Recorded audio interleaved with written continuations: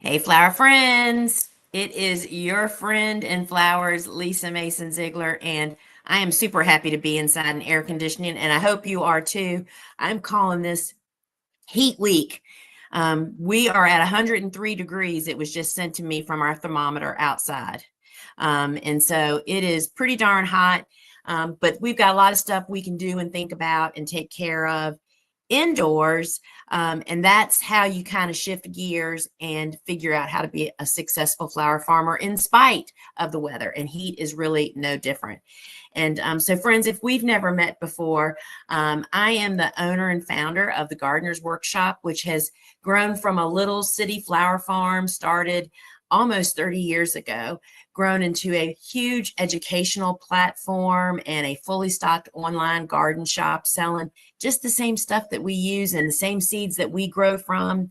And I'm just really a passionate teacher about helping other people to grow cut flowers, whether it's for profit or for pleasure, but especially those people that were like me that never dreamed that I could do it. You know, having my flower farm or living in the middle of the city, literally, I have 200,000 people living around me right up against my property. There's houses on all four sides now. And not really barely being a gardener. I didn't come from a farming family. And if there was any person that could not really supposed to become a flower farmer, it would have been me. And I'm not allowed to have greenhouses and hoop houses in the middle of the city. It's against city ordinances. But you know what, friends? I took that lemon and made great lemonade out of it because I learned how to start hundreds of thousands of seeds inside in a building like a little garage or a little workroom. And so I don't have to deal with hoop and greenhouses. So I'm glad you're here. And we just love teaching and sharing about growing cut flowers. And today I'm going to be talking about stuff I'm planting now for fall flowers. I'm going to help you to figure out how you can take the steps to know what can you still plant and how to actually do that. And then I'm also going to give you a little tip that you won't find written down anywhere over how we help our flowers in this heat when we have to harvest, right? And you just have to be smart about it.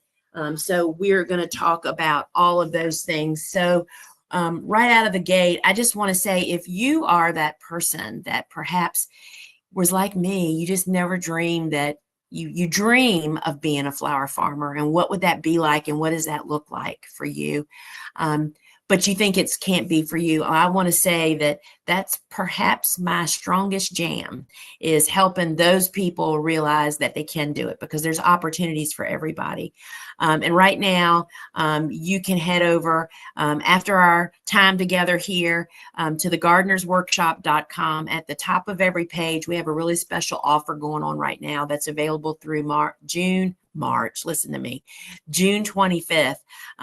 Two of our flower farming schools, the largest schools and the most popular, my course, Flower Farming School Online, the Basics, Annual Crops Marketing and More, and Dave Dowling's course, Bulbs, Perennials, Woodies, and More.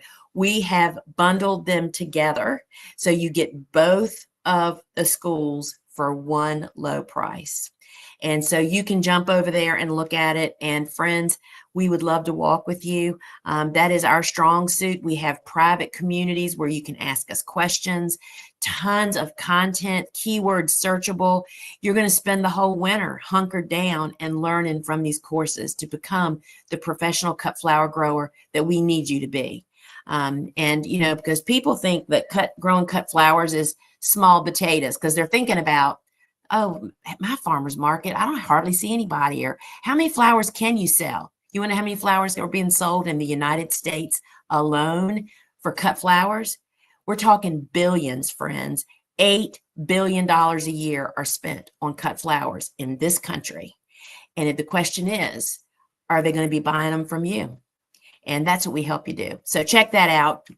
So I want to talk about how you can figure out, can you still plant? some flowers for fall harvest, right? So we're right in that window of opportunity for many of us. And so it's a real simple equation that you can do. And maybe you should just write this down. You need to go to a search engine and put in your zip code and just ask, when is my first historic fall frost? Historic means you're not asking for last year's first fall frost. You're asking for historic, and that means it's normally about a 10-year chunk because you're looking for a jumping off point. I know the weather is changing, but you have to have a date, y'all. And you just need to put that in a search engine. Zip code, when is my first expected historical fall frost? And then go with the date, y'all. Do not spend a bunch of time fussing over that. Just do it, right? Then, now on our seed packets, we include this information. Right here in the directions, it says days to bloom. And what that means, days to bloom, means from the day you start the seed, whether that seed is started indoors for starting a transplant or planted out in the garden. That's the start date. And this says, so this is Cosmos. It says 75 to 90 days to bloom, from days to bloom. That means 75 to 90 days from the time that you start the seed, you can expect to be harvesting flowers or having flowers in your garden. You simply sit down, and I recommend using a paper calendar, y'all. Digital's great. I own a digital company, right? But sometimes you need paper. You need to get a calendar. Get that first expected historical fall frost. Mark it on your calendar. Then first off, you can count back to where we are right now and see, do you even have time or don't you? And then look at the flowers. And I'm going to show you several of the ones that I'm planting here still on my farm. My first expected fall frost is mid-November. And you sit down with maybe some of these ones that I'm talking about today. Look at the numbers of days to bloom and then count. How many days do you have? You take these days to bloom and then you add some harvest time, whether that's 2 weeks, 3 weeks, a month, whatever, right? And find that date. And if you've missed your window of opportunity for many of these, you know what you need to do? You need to mark your calendar for next year. When is your cutoff date? You need to have that big red flashing sign, get those last seeds in, because friends, fall is only second in demand for cut flowers to spring, right? We're coming off of summer where a lot of people struggle selling their flowers in the summer because of the type of business model that they're doing. I built my business model around selling flowers to people that used flowers every single day of their business life, commercial customers. That meant that while they may slow down in the summer, they still need a lot of flowers. And I was their standing order for that. So mine didn't really slow down, but I will tell you that most people don't do that. And so if you've been struggling this summer, having more flowers than you've ever had, but no sales, oftentimes it kind of derails us from doing what we're talking about today. Getting flowers planted so they'll be coming in the fall. And now sunflowers, we'll talk about those when we get to them. We're planting sunflowers every week up until the mid to the end of September, y'all. So you still have plenty of time, most of us, to do that.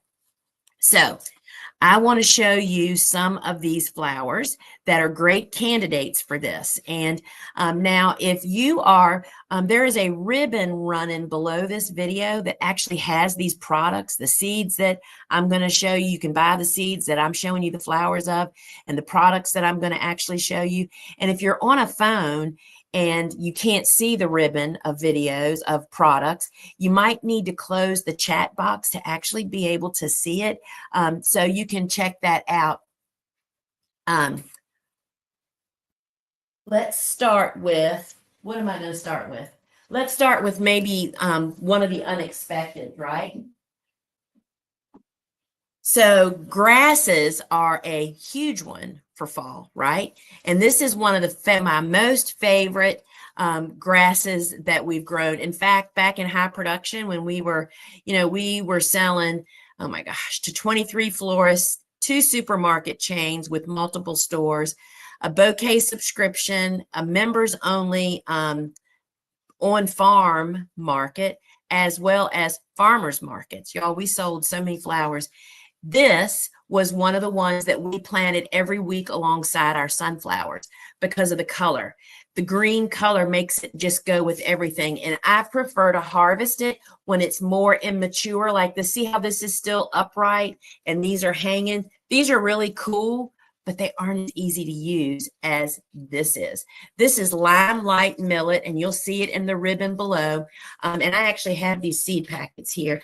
Limelight millet is 70 to 80 days to maturity, and each plant actually gives you multiple stems. So this is a really nice one. And there are other annual grasses that you can find in our shop. And this is just one of the most useful ones that we actually use. And so I'm actually just going to run right across the front here. So friends, I don't know if you've ever met this one. Marigolds. People either love or hate them, and usually the love-hate thing is based on smell. So this, my friends, is who is known as white swan, and it's not really white. It's more of a buttercream color, but it is still, I actually think it's more gorgeous than white. But guess what, y'all?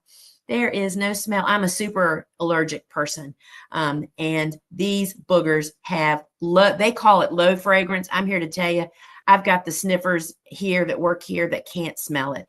This is the white swan marigolds, perfect for fall. And it's just a great color. It just goes with everything, right?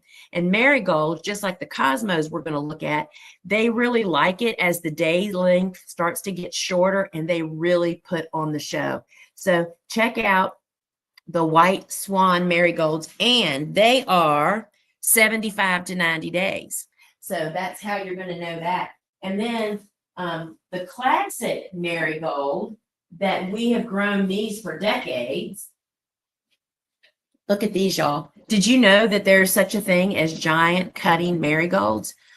These are out in my garden. These are like this tall. They're like 48 inches. And look at the size of these blooms. And this is the stage I like to cut them. And see how they're still green in the middle? How about this for Halloween? Little candy corn bouquets to give out to children, which I have done. Marigolds, like dahlias and like cosmos, are very prolific in the fall because it's all about, they do enjoy the cooler temperatures at night as that starts to happen, but it's the day length, y'all, that triggers them. This is the Chedi mix. It's Chedi, and you'll find that in the ribbon also. This one smells. I mean, it smells like a marigold. And you know, if you don't like that smell, you just strip the foliage because it's not the flower that does the fragrance. It is 100% the foliage. But these colors are absolutely amazing. It's the lemon yellow, it's gold, and then it's got orange. And they're just great for fall. Then the other one, which I've already mentioned, cosmos are just like dahlias and marigolds, where they really bring on their party hats when fall starts to come on. So we still succession plant. I mean, we have marigolds early in the season and in summer, but we really count on them for the fall. And cosmos are the very same way. We plant them at least 3 times most seasons. And this is the double click series. And why do I like these the most? What I've learned through growing cut flowers all these years is that cosmos that have more petals, more tissue, tend to last longer. And so the double click, and this is the mix, the individual colors are also available. But if you've never grown them, I always recommend starting out with a mix to get to know all the colors. This cranberry is fabulous for fall. But the white, which is I think called Snow Puff, is really great. And then this is Rose Bonbon, and you can really see those ruffles. There's just so many. Oh my gosh, look at this one, y'all. Look at these petals. How amazing is that? So this is Cosmo double click, and cosmos are, I believe, also 75 to 90 days. And if you're a flower farmer, having just Cosmo bouquets in the fall to sell, I mean, not just have them, but having just cosmos in a bouquet, you'll sell like crazy. And friends, this is the proper stage to harvest. If that bloom would move out of the way. See that one right here? Just opening. See how it's kind of fat and swollen? You want them to open indoors out of the hot heat and the drying wind, right? And they last longer because look at this. So these I literally cut this morning later than I should have, but they still look good. These are from last Friday. And this is the Rose Bonbon, and this was from the Friday show, which actually means they were cut last Thursday. And they're still hanging in there. And why is that? Because of the way we condition them. And a big part of that is the proper stage to harvest. I mean, look at these guys. They're just amazing. So we have proven that just taking the correct steps, even in the heat, will actually reward you with amazing cosmos. And then look at this one, y'all. I will say this has always been one of my favorites, but I've learned to love it even more because guess what? It too has multiple petals. This is called Fizzy White. Can you see how on the side there, how that just has all these cut additional petals? They just seem to last longer. White is a color of flower that is always in style. Spring, summer, fall. It pipes up in bouquets. It looks gorgeous out in the garden. So this is Fizzy White. And again, you'll find this seed down in the ribbon. And I'm going to share in a moment here, after we go through these flowers, a tip for helping your flowers really get hydrated when it comes to cutting flowers in this high heat. Even when we start at 6 a.m. in the morning, the flowers just, when it's still 90 degrees at night, they just don't recover like they do at other times. So sometimes they need some extra help. But I want to show you, we're big on sunflowers here. Sunflowers are a huge cash infusion for a flower farm when you grow them, particularly consistently. And so this is a bucket of peach, or I'm not even going to bring the whole bucket. I'm just going to pull some out so I can show you. I'm a Pro-Cut sunflower fan, and that is because it's only 55 to 60 days from seed to bloom. And we absolutely love these sunflowers, y'all. This is peach. And peach is a color just like that white fizzy Cosmo. Anytime, spring, summer, and fall. It might not look really different to you, but if you can, it's almost pale yellow, but it definitely has a peach hue to it. For sure, you can tell the difference. Now, this is the perfect size. These are all the perfect size sunflowers. This is what we're looking for. Sunflowers that would be super easy to use in bouquets. So the Pro-Cut, so this peach Pro-Cut is actually in the ribbon below, but we've also added in the Pro-Cut mix. If you can see that large image behind me over there, that's actually off of the front of my book, the Cut Flower Handbook. That is the Pro-Cut mix. That is all the colors. We mix that in-house. All the colors are included in equal amounts. And so my recommendation to you is if you've never grown Pro-Cuts and you haven't really gotten to know them, I definitely grow the mix first. So that way you see all the colors, but they have great fall colors in there. The peach is in there, the bicolors. We call it the chocolate, but it's actually red. The whites are in there. All the oranges are in there. I mean, it's just a great way to get to know them. And this is it, just up a little bit more closely. The bicolors, I absolutely love the plum. And bicolors and the dark chocolate can tend to have softer necks, but the little solution I'm going to give you in a minute for the hydrating works for that too. But that's just a great way to meet them. And then another mix that we make in-house, this is called the Fall Medley. So this is the one that we have pulled out those classic fall colors and just included them in the mix. And so if you've been growing Pro Cuts all summer, maybe you've been growing like we do in spring, the peach and the whites. And then in the summer, you move on to the more orange, which is the classic, which people are really just craving. And now to bring the fall medley on board, it just gives you a great color.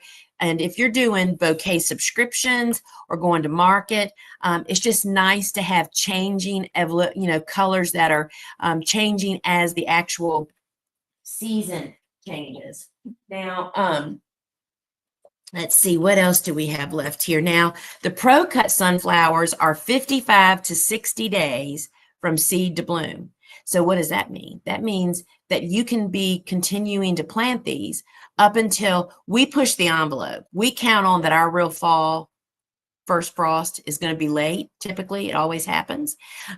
So I actually continue to plant sunflowers every single week up until 45 days before my first frost. It's worth a few extra seeds to risk it, because what is it like to have sunflowers at Thanksgiving? It's called sellout, y'all. Everybody wants them. So that is our flowers. I think I've shown you everybody. Now I want to tell you how some of the middle of summer high heat tips that I have for you. And so this one is for planting out in the garden. And it's whether, all the flowers that I've shown you can be direct sown fairly successfully if you do what you're supposed to do every single day. And I just did a big experiment here on the farm and we had great success. But I'm here to tell you, direct sowing out in the garden is more labor intensive than starting seeds indoors. You can do it both ways. But this, my friends, helps whichever way you're doing it. This is called insect netting. It looks a little bit like row cover. We use lightweight floating row cover for a lot of different stuff, but I have replaced it for summer use with insect netting. And why is that? Because insect netting does not trap heat quite as much as row cover does. And insect netting lets in more light, which is a big deal. So this is the insect netting, which is actually made to be used like a row cover. You use it on hoops and you cover your plants to block insects from getting access to your plants and laying their babies, which are the little inchworms that eat all your kale and make holes and stuff and broccoli. And it works great for that. But I do the very same application over top of our direct sown seeds and then our transplants. And friends, it 100% stops the rabbits and the squirrels from either eating them to the ground or the squirrels rooting them up and laying them out to die in the heat. So this insect netting, it's almost like a pair of pantyhose for anybody that's my age that remembers when we used to wear pantyhose. Super easy to work with. Really, really love it. And so it's 6.5 feet wide. I recommend using it with hoops. And then we use our weight bags, but this will protect your seedlings even in the heat of summer. So that's a really great one. And then the other thing I wanted to actually show you is that tip for harvesting flowers in the heat. So that's how you can protect your plants in the heat. So this is a conditioning product. This is called Quick Dip. It's a hydrator and it's down in the ribbon also. And so what I'm getting ready to tell you is not on the instructions. Okay. So this is made to be a ready-made mix that you pour a little bit in a little bowl and you can dip stems in it for like 15 or 20 seconds to help the plants just draw up water more efficiently to get heads to stand up, right? Well, I learned from a veteran flower farmer that when you have, not a flower farmer, flower arranger, she was like 50 years she's been doing flowers. She typically didn't use local flowers. They weren't available. So she's really experienced in doing CPR on flowers that have been shipped in, right?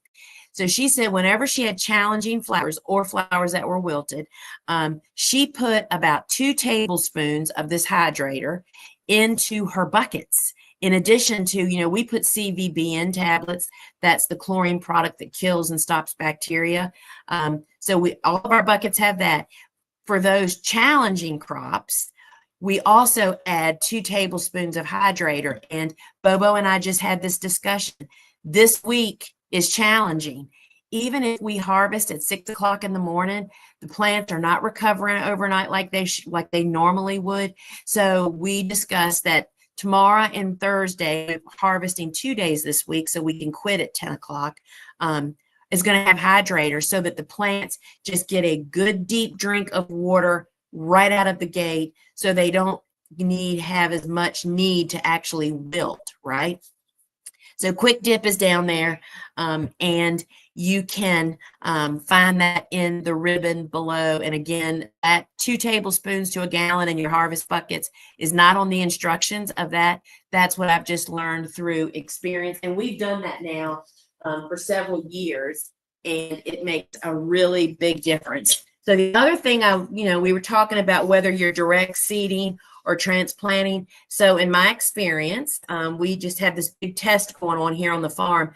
We did an amazing job with our direct sown garden, but I had to water it every morning. Of course, I had to keep it covered, and it's doing great.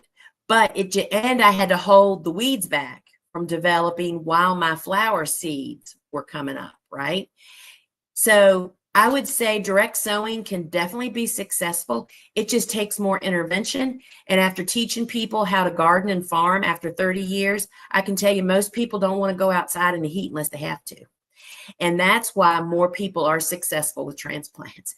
It is a matter of them not doing to not go out there and water. And if I didn't have somebody cracking the whip on me to go water that garden, I wouldn't have done it. So transplants can be easier. They're both successful. So this is a tray of 20 lemon basils. I wish y'all could smell them. This is on a 5x5 tray, and these are in soil blocks. You can see the high rate of germination, but what I really want you to see is the amazing root system. So these are about 3.5 weeks old. And can you see those roots? Can't hardly tell if y'all can see that, maybe. If I hang them down a little bit, you can see them. There you go. So just amazing little transplants. So this is 20 plants that I'm going to break one apart for you. 20 plants that have grown. Look at that, y'all. Look at those blooming roots. They're absolutely phenomenal. Now, if these plants had been in a plug tray or any container for 3 weeks, 3.5 weeks, they'd be totally root bound. This is what makes soil blocking, amongst other benefits, so dadgum amazing. So this is ready to go to the garden. If it wasn't heat week, these would have been planted today or on Wednesday. But we're holding them because it's so very hot outside. We're not going to plant them. But this is a 5x5 inch tray with 20 plants, full grown, 1 seed sown in each block to grow up in that block. We don't really do a lot of potting up or bumping up as some people do. As commercial growers, it's just far too labor intensive. So I'm going to show you actually how I do that.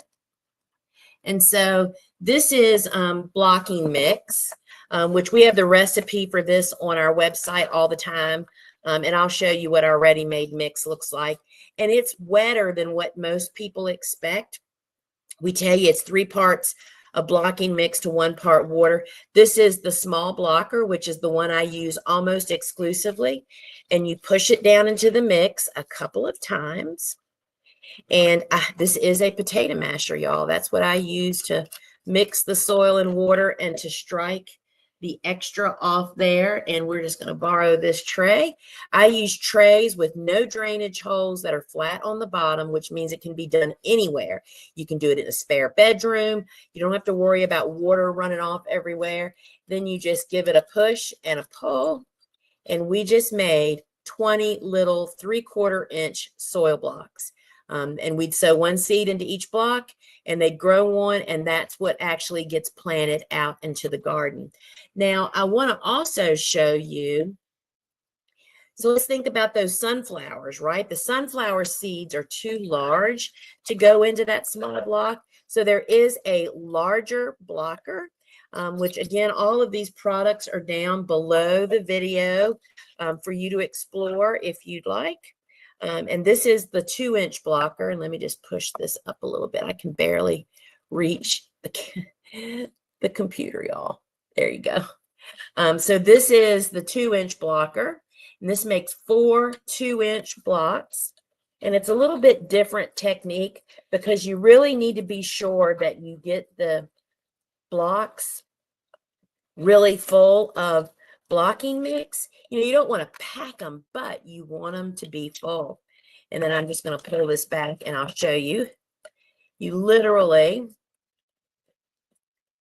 just give a push and a pull. And friends, that quick, we just made 4 2-inch blocks with an indentation. See that little nipple right there to receive a seed. And we do the same thing for this that we do for all seed starting.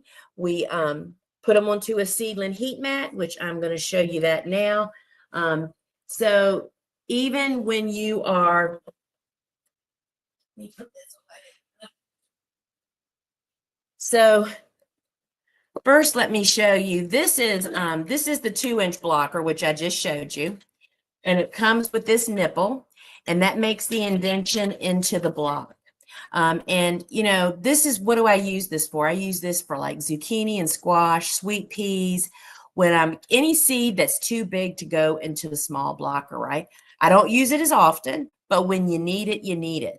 And so that is the 2-inch blocker. Now, this is the Soil Block Maker Kit, which is our customer's favorite. This one actually comes with the small blocker, which is the one, I do zinnias, coxcomb, basil, tomatoes, peppers, everything in this small blocker, y'all. And this makes 20 of the 3/4-inch blocks. And then this comes with my Seed Starting Made Easy course, which carries you through the whole process and more, as well as your choice of either 3 warm season seeds or 3 cool season. You make that selection at checkout. And then it comes with 5 of these foam reusable trays. We use these trays for years, y'all.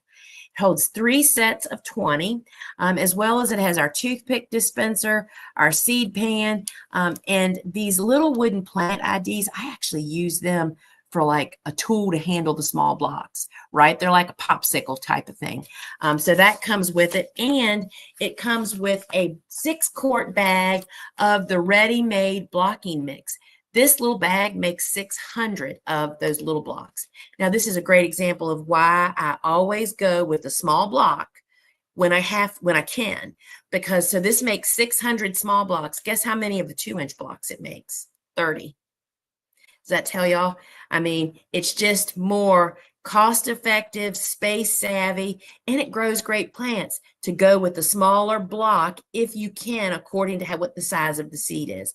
So you get all of this, seeds, the Seed Starting Made Easy course, these accessories, and the blocker. I think it's $89.95. That's like 15% off buying it all separately. And it has everything that you need for actually making soil blocks, right? And I mentioned about heat. Now, this stuff, it's hot enough this week that somebody outdoors could probably get seeds to germinate without a seedling heat mat, but this is very unusual conditions. Even growers that use greenhouses use heat tables to get seeds to germinate more uniformly and more quickly. And so that is what this is all about. This is a seedling heat mat, and it has a built-in thermostat to heat up this heat mat 15 to 20 degrees warmer than the air temperature, because typically most warm season seeds germinate best 75 to 85 to even 90 degrees, right? And you're thinking, well, my house is 72. I think I'll be okay. Well, that's air temperature, friend. We're talking about the mass of soil temperature. The soil temperature is 15 to 20 degrees cooler than the air temp. So let's just say your house is 70. That means that your soil is 55 degrees without a seedling heat mat. It's the most bucked step in seed starting. I've been teaching seed starting for 30 years now. People just don't want to do a heat mat, but it's like it's the missing piece, right? So seed starting heat mat will make all the difference in the world in your process. It's just one stop. We sow the seeds. We put them on a seedling heat mat. Once you see life in about 50% of the blocks or whatever you're growing in, then you move it off of the heat under grow lights. It's just one hop along the way, right? And, it just helps. And if you are burning up, here's the tips for the week for you to take away.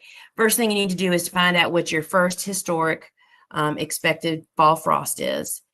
Figure out what seeds you might want to try to start, vegetables or flowers or herbs or whatever. And then what is the days to bloom or to fruit or to harvest, and see if you have enough time. Then find ones like string beans. String beans are a great one, right? And cosmos and sunflowers and grasses. There's just so much that so many of us can still plant. And then use common sense when you're harvesting. We start at the crack of dawn as the sun is rising and get it done and get them indoors. Think about using hydrator in your buckets if you're having some weepy problems with wilty flowers, right? And because you do not want to be, and this is what used to happen to me, the end of summer would come and I was burnt out, exhausted, done, and all of a sudden it's getting busy. But guess what? I didn't have any flowers. My summer stuff they didn't burn up. We had just stopped cutting and it was a mess, but we really hadn't started anything new. And you just learn the hard way. Don't let that happen to you. So friends, remember, over at thegardenersworkshop.com, you can find home base to everything we do, our online courses, which currently has a big offer going on. It's at the top of every page, the bundle of Dave Dowling and Mai's course, as well as you're all invited. We have a once a year open farm and warehouse.